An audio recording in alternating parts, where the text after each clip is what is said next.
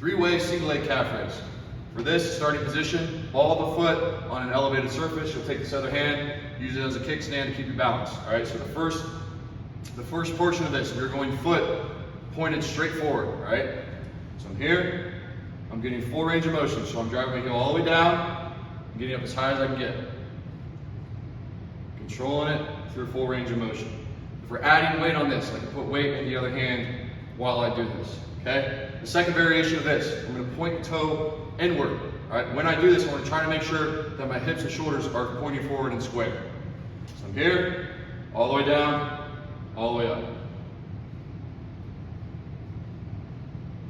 The last variation of this is you're pointing your foot outward, about 45 degrees. Again, trying to keep our hips and shoulders square, pointing forward. Okay, so I'm all the way down, full range of motion, controlling the movement.